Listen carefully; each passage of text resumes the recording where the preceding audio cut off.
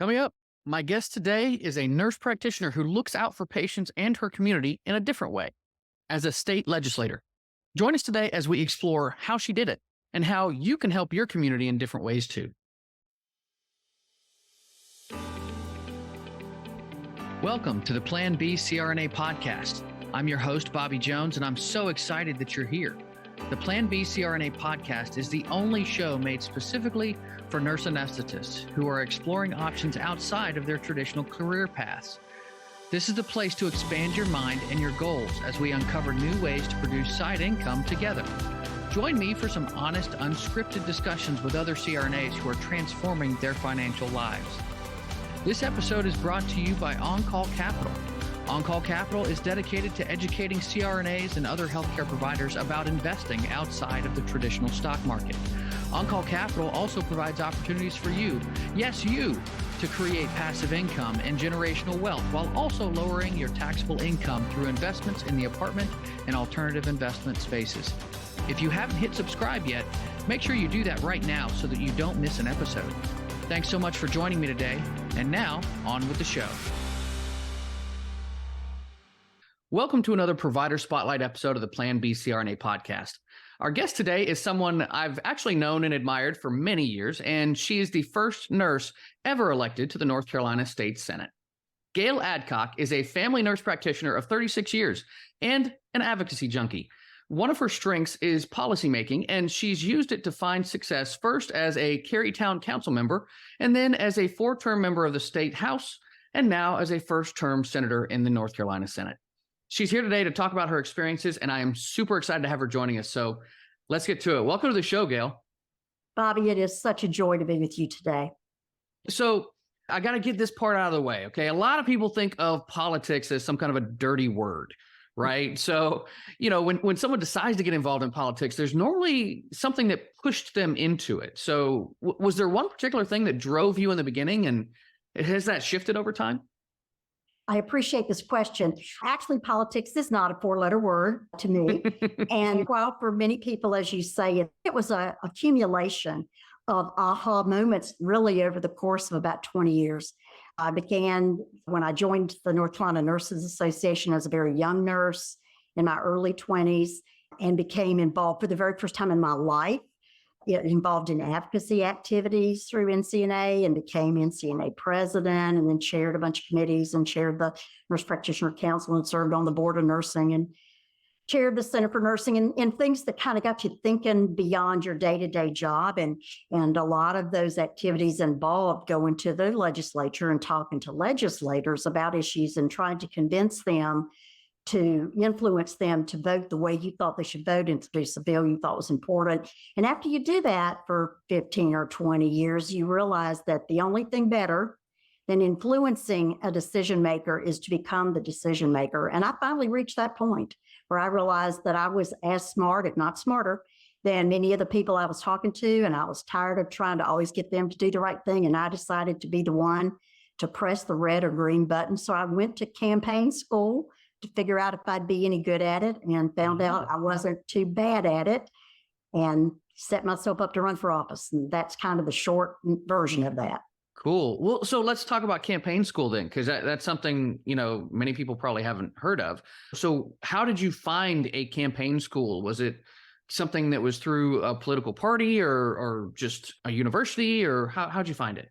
Yeah. So, just as nurses, when we want to, like when you decide to become a CRNA, you didn't decide it overnight, and you researched, how do I do that? And what are the precursors I need to do it? So when you think about running for office, then you realize you have some great skills. Nurses have great skills that make us really good policymakers and makes us good candidates, but there's really things to learn to hone those skills and things that actually are not intuitive that you need to know. Interestingly, I didn't look for a campaign school. It was thrust upon me. We all know Joanne Stevens, who used to be the lobbyist for NCNA, took another nurse and I out to lunch one day, and she said to us, it was Connie Mullinex who took Joanne Stevens and I out to lunch, and she said, one of you is going to run for office. Well, Joanne was a lobbyist, and she couldn't run because she'd have to give up her job, so that left it to me. And Connie said, you need to go to IOPL, Institute of Political Leadership. So I took on that challenge and I applied to Institute of Political Leadership. It's a nonpartisan, nonprofit campaign school that's unique to North Carolina and is for North Carolinians. It's probably 30, 35 years old now. And it's a competitive entry program. It's like a weekend MBA program. It lasts 5 months. It's every other weekend, Fridays and Saturdays. You learn everything about campaigning, how to write a campaign plan, how to poll, how to raise money, how to handle the media, all of these things. And you do hands-on practice. You have homework. You come, so like I said, it's every other week. So you come back with your homework. You practice all these things. We did practice media interviews with the anchor of the local 6 o'clock news on actual being taped, where our 22 fellows critique your every move. And so, yeah, it was very intense. You actually do phone polling. We did fundraising. And I went into it thinking this: I'd either really love it or I'd really hate it. Well, I didn't hate it. And I found out that I was actually already good at some of it. And the other stuff I could learn. We're nurses. We can learn how to do anything. We learn new language quickly. We learn new skills quickly. And so I came out of campaign school in May, or maybe it was June of 2006, with kind of a 3 to 5 year plan to run for the legislature, because there was no clear path then, because my House and Senate members were good people doing good work, and there was no point running against them. And I got approached for local government, and that's what I did first. Okay. And you did that for many years. It didn't end up being a 3 or 5 year plan. It was a little longer than that. My plan was upended in 13 months. I got out in June, said I was going to wait 3 to 5 years. In July of the next year, so July of 2007, 12 local political activists, none nurses, locked me in a room one night and convinced me that I was wrong, to wait for the legislature. And the next day, I filed for local office, ran for my first seat on the Cary Town Council. Was a vacant seat. 2-term incumbent was leading it. Ran in a 3-way race against 2 men, one of whom had been the chair of the local chamber of commerce twice, and won with 55% of the vote in my very first race. Wow. That's incredible, because, I mean, so much of it is about name recognition too. So to have enough name recognition to where you got that much of a vote over somebody who was an incumbent. But it wasn't name recognition. He had the name recognition. Yeah, that's what I mean. But what I had was being a nurse. Nurses, we're the most courageous people that I know.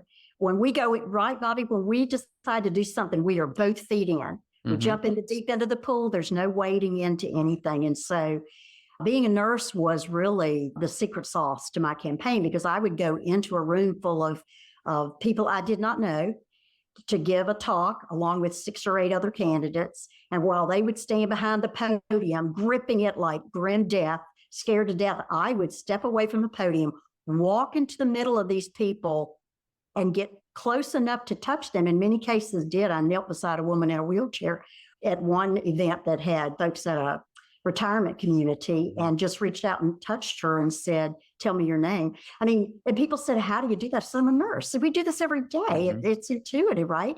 I wasn't afraid of people. And I would tell them I was a nurse. You could feel the room change. People instantly, first I was the only woman in the race, but instantly there was this trust. You could feel it.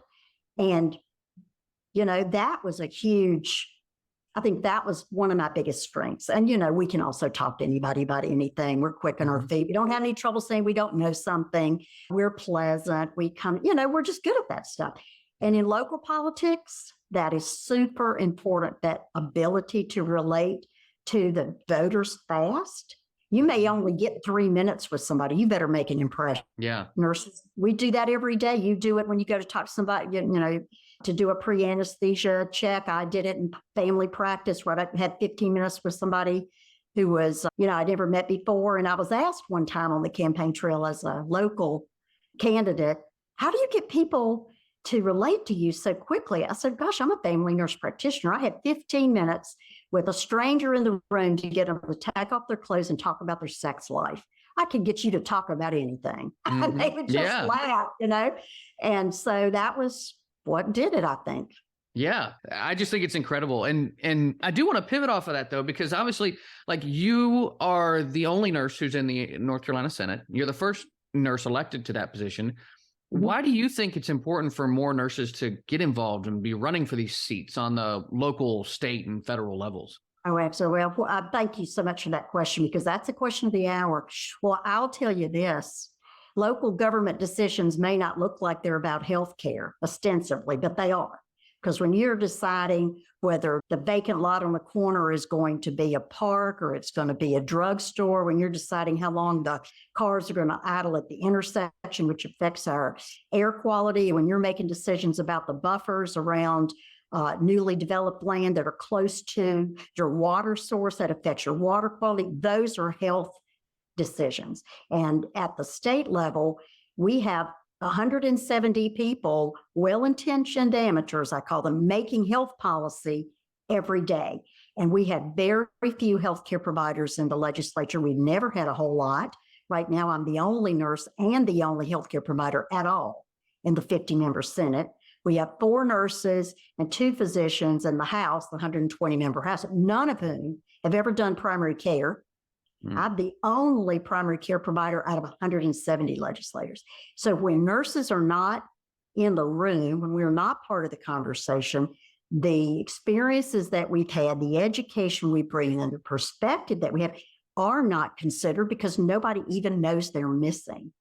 And so it's more and more important. And certainly at the federal level, we know about, CMS decisions that impact CMS and everything else. It's critical for nursing advocates, so legislators who aren't nurses, who are advocates for us, but also nurses themselves serve in these positions. No one can tell our stories and our patients' stories like we can. And we can take facts and wrap them in a sticky story where we can convince somebody to come with us to make a policy change, because that story makes those facts sticky. And we're excellent at that.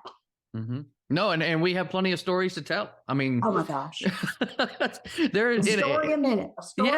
Yeah. There are stories that they stick with you for the rest of your life, forever. And and I use them all the time. I don't just use them to talk about health policy. That's the thing I'm sure you know, and your audience, your listeners know, is we know we're healthcare experts, but we have to become conversant on transportation, education, environment, economic development.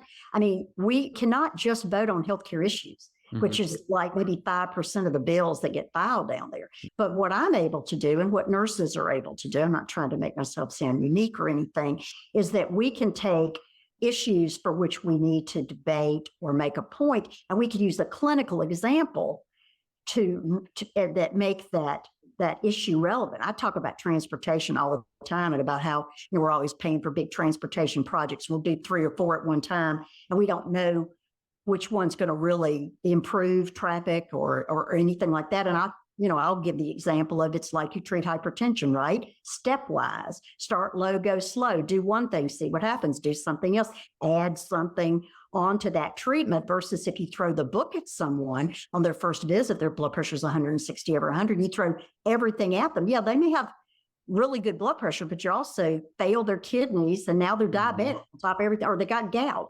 You just can't do that. And so those kinds of examples, people go, oh, I never thought of it that way. So it really come in handy, those stories. Yeah, for sure. And speaking of stories, you know that I helped on Sharon Pierce's campaign back in 2015, 2016. And so I have some experience with political campaigns. I have some experience with dealing with opposition.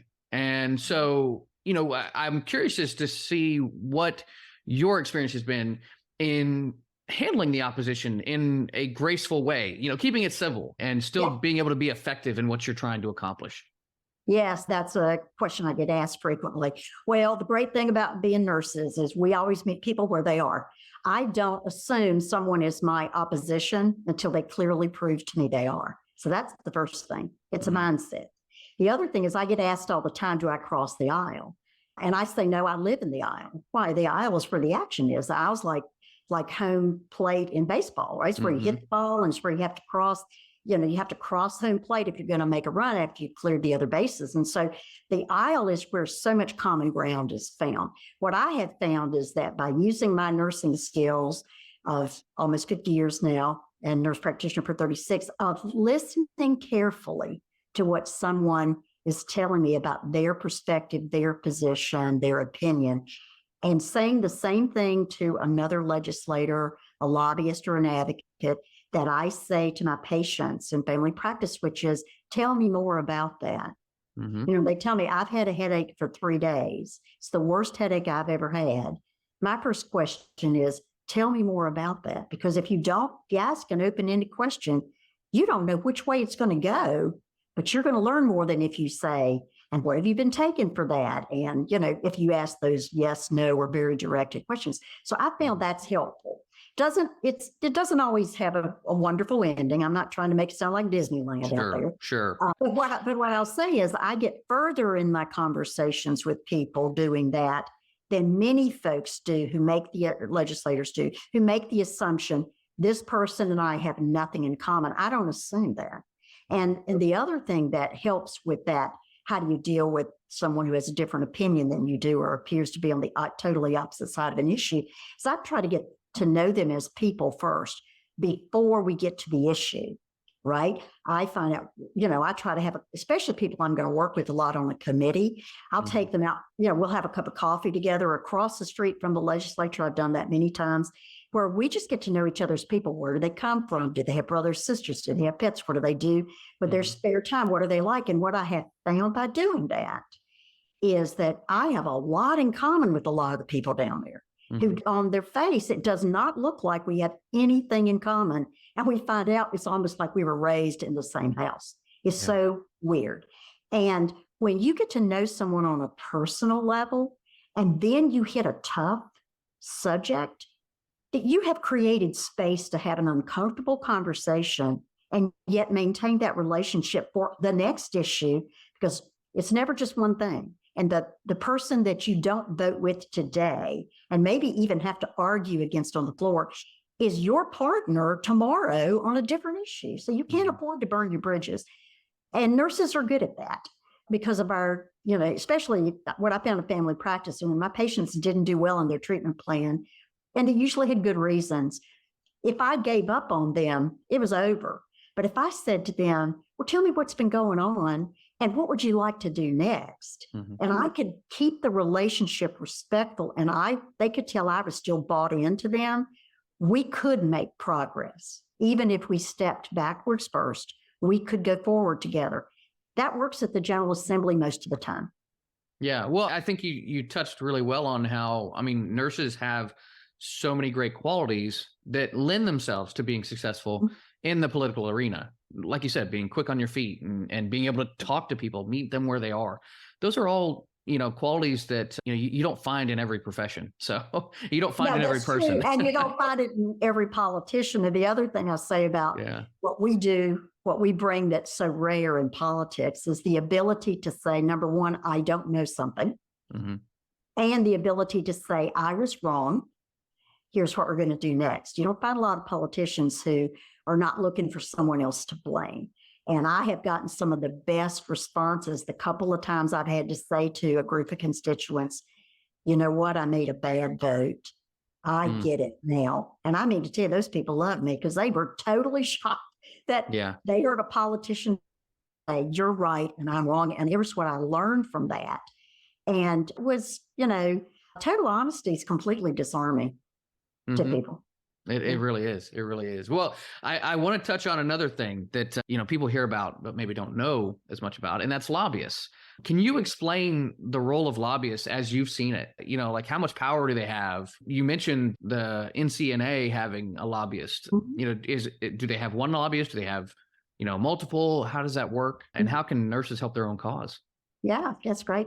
Well, I'm going to start with that last part of your question, because that's the critical question. What can nurses do to help our own cause and therefore help our patients? And the very first thing every single one of us can do is belong to our professional association, pay our dues. If we don't do another thing, is join and pay our dues so that investment we make can be used to further the work of our professional associations who are watching our backs at the General Assembly every day. Both NCANA and NCNA have a couple of lobbyists each that work on our behalf every day to both help to advocate for the legislation that we ourselves are backing, but also to play defense when when legislation that either was intended to narrow our ability to practice or was done unintentionally. That happens sometimes too. And so they play both offense and defense. So to the first part of your question about their power and what they do. So lobbyists are folks who are actually usually not nurses for even healthcare issues, but they're folks who are knowledgeable, and they are paid to get to actually talk about our issues with legislators so they can understand our profession more and make good decisions about healthcare legislation that comes forward. In particular, and I know you're going to ask me about the SAVE Act. I'm looking forward to that. That's the next one. Yeah, particularly regarding the SAVE Act, a big part of what they do for us, the majority part of what they do, is talk to legislators about what the bill is and isn't, and get their commitment to vote for it as much as they can get a commitment. So sign on as a co-sponsor. They secure the primary sponsors for bills and things like that. And what they do in between all that, the glue that holds all that together, is relationship building with legislators. So, trying to describe a lobbyist as one thing is like trying to describe a car as whether it's a truck or a sports car, but you just call it a car, right? They're different models, they're different kinds. Most lobbyists that I have met, I'd say 99% of them are factually driven. They're very nice people. They're easy to talk to. And then you get the 1% who aren't always truthful, and they are backed by clients who have so much money that that's the lever that they pull all the time, is the amount of PAC money or the amount of individual contributions they might be able to goose for a candidate, whether they're running the first time or running as an incumbent. So I would say the majority of lobbyists I meet, they're doing a really good job. They deal with the facts and they answer questions truthfully. So they are really a go-to source of information, particularly about bills I don't know anything about. I'm fine on healthcare bills. I don't need their help on that. But when there's a transportation bill, there's a bill about RDU needing a new runway and what needs to happen with permitting through DEQ, Division of Environmental Quality, and that kind of thing. I mean, I'm going to be calling up either the lobbyist or the head of the advocacy group, if there is one, to say, tell me about this bill. What is it I need to know? What's the upside? What's the downside? Who's the opposition? What's the best thing this will do? What's the worst thing this will do? What are the unintended consequences? Lobbyists are your go-to people for that. Mm-hmm. And the big issues and the big special interest groups have lobbyists who are the same from session to session, so they become super knowledgeable, and you can develop a rapport with them, if not an outright friendship with them, so that you know that you can get the real scoop from them about something. Very cool. Very cool. Well, okay. You mentioned it. We got to get to it. The SAVE Act. It's been a political topic in Raleigh for some time now, and it's something that can affect North Carolinians from, one side or the other. So what is it? What is its current status, and how can we help move it along? Right. So this has been one of my biggest issues in the now 5th term that I've been in the legislature, 4 terms in the House, and now this one in the Senate. The SAVE Act is a bill that eliminates physician supervision for nurse practitioners and certified nurse midwives, gives title protection to clinical nurse specialists, gives prescriptive authority to CRNAs, and kind of cuts that cord, that unnecessary, burdensome, and old-fashioned cord that says physicians need to be involved with the regulation of advanced nursing practice in any way. I mean, that's about as succinct as I can give it. Yeah. 27 states have passed some version of this legislation for nurse practitioners. I forget the exact number for CRNAs, but it's a high number as well. Mm-hmm. Many states have done the same thing for certified nurse midwives, because what we know is this. At least 30 years of research shows that the safety of the care that we give, the quality of the care that we give, and the patient outcomes of the care that we give are not improved a bit by supervision, and I'm going to use that term very loosely here because I'm going to tell you more what that means in this state, of physicians, that it's unnecessary, and that in our state anyway, it's nothing more than a paper checkoff list. But that paper, what I call permission slip to go to work for nurse practitioners and midwives anyway, keeps nurse practitioners and midwives from going into these rural underserved areas because they have to have a supervising physician. That means a physician's name on a piece of paper, a collaborative practice agreement that's signed one time and reviewed once a year. And you have a couple of meetings a year that you document. And that's it. They don't have to be in your practice physically. They don't have to see the patients you see. They don't have to look at your records, anything. It's just that paperwork. But if you can't find a physician to agree to be that supervisor, then that paper supervisor, then you can't go where you want to go and provide services for people need them so desperately. And the big issue for nurse practitioners that, money, that I've heard it said, money's the answer. What's the question? So for the nurse practitioners and midwives, the question is how much the primary supervising physician make to give you that signature on that piece of paper. It's not an insignificant amount of money. For see, I know the money calculus is a little different, but the money calculus is still there. Mm-hmm. And so this bill now, which was filed in February, is, we have the same version in the House and the Senate. It's called companion bills. So far, those bills have not moved, but we have a great deal. I'd say, and we have a great deal of optimism because last session, so the 2021-22 session, the SAVE Act, word for word, was included in a Senate bill that was a healthcare omnibus bill that passed the Senate 44-2 in June of 2022. Yeah. That was part of, had Medicaid expansion and certificate of need reforms and telehealth and some other things in it. I mean, that's pretty dramatic. It passed through 3 Senate committees. It got through 2 Senate votes. It went to the House. It ran into problems there, and then we ran out of road and the session was over. But we have proven that we can take this ball to the 99-yard line. Well, yeah. No reason to think we can't do it again. Yeah. So it did move out of committee then on the one side. So what is it that keeps things in committee or lets them come out and see the light of day? What is it that affects? I mean, I'm sure it's kind of, how much time do you have? Complicated. I'm sure it's a complicated process. Oh, it's very complicated. So I'll just say for your listeners who in whatever state they were in, usually in the 4th grade, you take your first state government. You learn about state government in the 4th grade. And one of the things you learn is how a bill is passed. And if you think of Schoolhouse Rock, I'm a bill, I'm just a bill. Oh, yeah. Learn in the 4th grade that and of course, it's 4th grade, that it's kind of a linear process. You have an idea, you file a bill, it's read in, it goes to a committee, it gets a vote, it comes back, it gets 3 votes in its chamber, it goes to the other side, the same thing happens, boom, it passes, it gets signed by the governor, it's a law. Don't we wish it was that way? Right. It is not like that exactly. First of all, it is not linear. It is not logical. And the reason and different twists and turns it takes are based on power, relationships, and who wants what. Mm-hmm. And so what happens really is you can file any bill. No one can keep you from doing that. It's always read in. That's the first reading. After that is where the iffy part comes. That's the gray area because the Speaker of the House and the Rules Chair on the House side, the President Pro Tem of the Senate, again, I'm talking about North Carolina here, and the Rules Chair, they decide where every bill goes. So they can send your health bill straight to Health Committee, and maybe it needs to go to Finance because it's got a financial piece, or maybe it needs to go to Insurance Committee because there's an insurance component. That makes sense. Mm-hmm. And then it would come for a vote.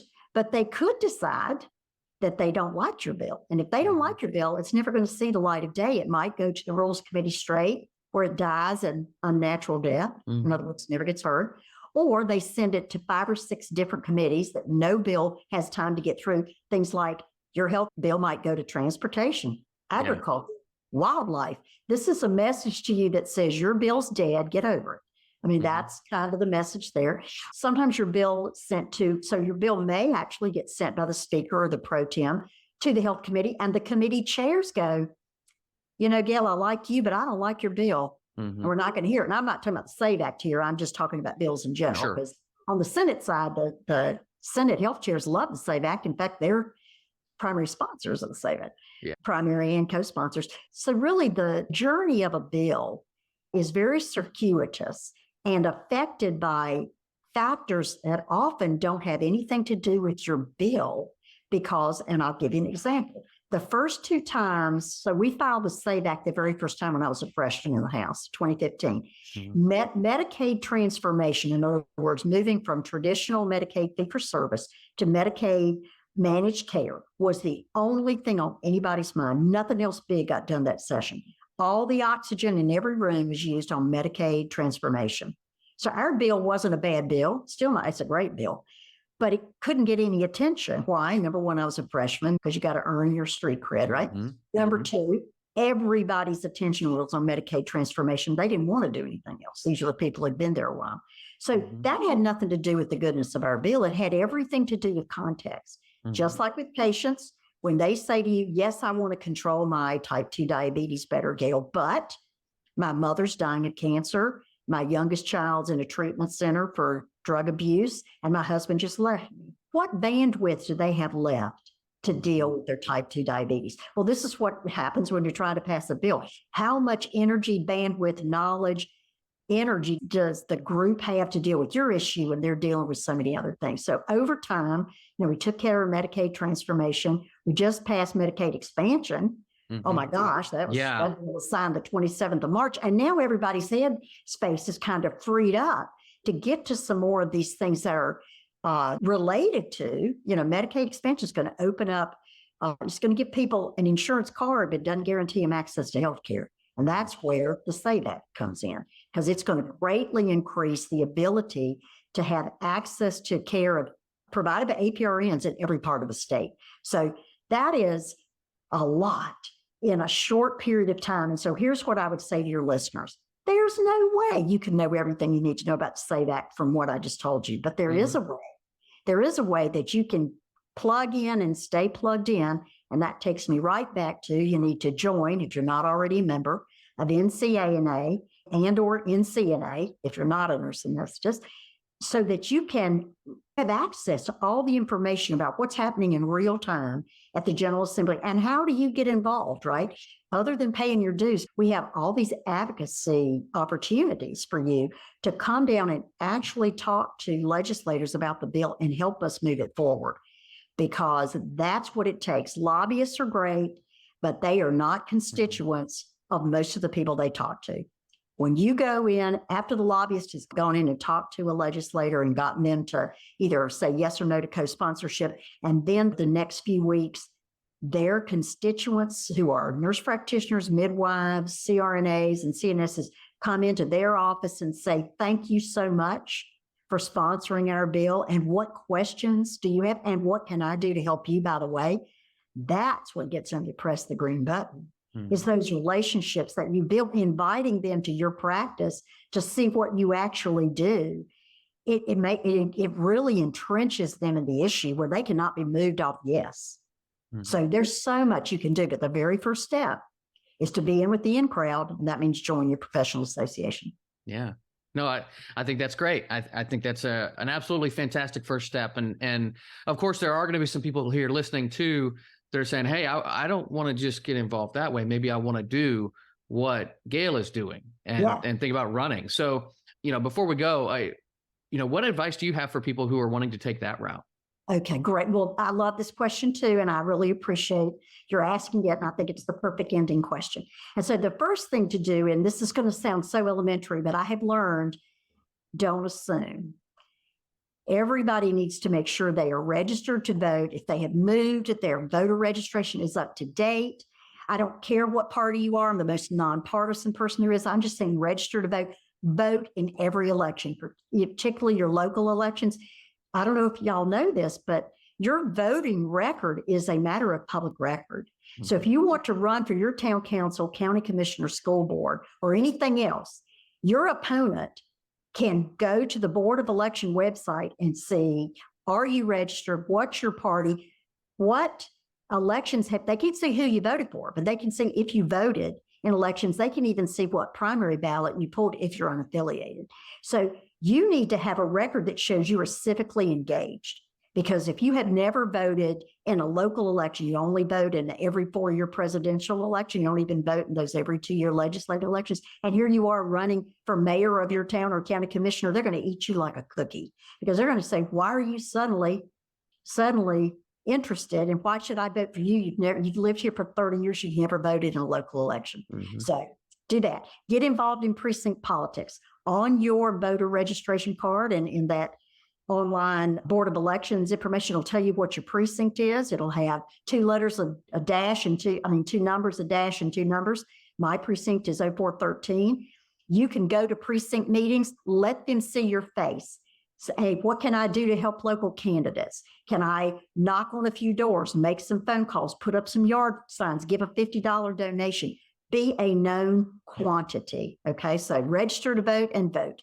Be a known quantity in local politics. You're going to need these people behind you. And the third thing is, if you're really serious, beyond volunteering in some campaigns, Bobby, you have the advantage of having been, I think, what were you, the marketing person for Sharon's campaign? Yeah. So you've got some hands-on experience. One way to figure out if you want to do something, going to be good at it, is to practice, right? Is to try it out. It's like dating versus getting married. So you work in a campaign on some level, volunteer. It doesn't have to be your life's work, but you do it at least for that election cycle. And you find out, wow, this is cool. This floats my boat. I'm really good at this. I want some more of that. Go to campaign school. And yes, there are partisan campaign schools. Both parties run them. They're usually issue oriented, and they really do have a partisan slant. You can do a non-partisan campaign school like IOPL, Institute of Political Leadership. That's my preference, to be honest, because I think if we get our campaign training only on a partisan level that just hammers down on the partisanship aspect, it's really tough to then go downtown and try to be nonpartisan. But I'd say go to campaign school and tell yourself you're interested enough in the possibility of running that you want to make this investment, even if later you decide, you know what, I think I'd rather work in campaigns than be the candidate. There's nothing wrong with that, because we need good, smart, motivated, trained people to run campaigns or be the finance officers for campaigns or field directors for campaigns. So it's not wasted at all. And then let people know that you're interested. Let your local party know, let your state party know that you're interested. And that's usually a winning combination. Yeah. Very cool, Gale. Hey, thank you so much for being here. I want to give you a chance to get your contact info out there so people can get a hold of you if they have more questions about what you're working on and what you're up to. So if you would, just let us know how to get a hold of you. Okay. So I use my legislative address, and I'm going to spell it for you because it's GALEADOCK@ncleg.gov. If you live in Cary, Apex, or Morrisville, North Carolina, you're in my Senate district. So I'd really love to hear from you in particular, but I would just say this. I always look at these opportunities, Bobby, and I thank you so much for asking me to be on your podcast, because this, I consider this like preparing the ground if you were going to plant a garden, right? Is sometimes you have to prepare that ground before you can, in a long time before you put the seed in. And even then, when you put the seed or the plants in, it may be a while before they actually grow and flower and produce flowers or fruit. I'm here to prepare the ground. And you may have heard something today that really stuck with you and grows in you. And it might be 6 days, 6 weeks, 6 months, or 6 years from now when you go, now I'm ready to talk to Gale. Will you email me and let me know what I can do for you? Because I'm going to do for you what other people did for me when I said, will you help me? And they said, yes. They didn't ask me how. They didn't say they were too busy. They didn't say they didn't know. They just said, yes, I'll say yes to you. And I will help you in the way I've been helped. And I encourage you to see yourself in appointed or elected positions of power, because we really need you. Yeah. Oh, that's a perfect way to end it, Gale. That's wonderful. It's almost like you've had practice at some of these things, huh? You've had good training. Bonnie. All right. Not my first radio. Thank you so much, Gale. This has been such a treat. Oh, thank you. Gale has such great energy, and that stems from following her passion of helping people. Nurses and other healthcare providers are well equipped to handle the rigors of daily life as a state legislator, as we work across the aisle every day in advocating for our patients. And the truth is that we need to be involved as more and more reimbursement and overall structural decisions in healthcare are being handed down from the state and federal governments that we serve. Those decisions should be made by folks who know and understand healthcare on a deeper level, don't you think? Of course, that doesn't mean that your only option is to run out and start a campaign for yourself. There are so many ways to become engaged in the community, from attending school boards, city council, and county commissioner meetings to simply volunteering to hand out flyers for a candidate that you like. Big or small, all of it matters. And giving back doesn't just change your community, it can change you in the process too. That's going to do it for today's show. If you'd like to reach out to Gale with more questions, or you'd like to learn more about how you can get involved in your community, make sure you check out the show notes for some great resources. This is Bobby Jones signing off. Till next time, stay safe and take care of each other out there. Thank you so much for joining me for another episode of the Plan B CRNA podcast. If you haven't already subscribed and reviewed the show, I'd be honored if you took the extra time. It really helps to expand our reach and get the word out about the show. If you're a CRNA who is interested in sharing your story on our podcast, I'd love to have you. Please email me at bobby@oncallinvestments.com for more information. This episode was brought to you by On-Call Capital. They are dedicated to helping providers like you develop passive income and generational wealth through investments in the apartment and alternative investment spaces. Feel free to check out their website at www.oncallinvestments.com and subscribe to their free educational email series. You can find On-Call Capital on Facebook, Instagram, and Twitter. You can also check out our YouTube page, where you'll find all of the show episodes along with other educational videos. Thanks for listening, and we'll see you on the next episode.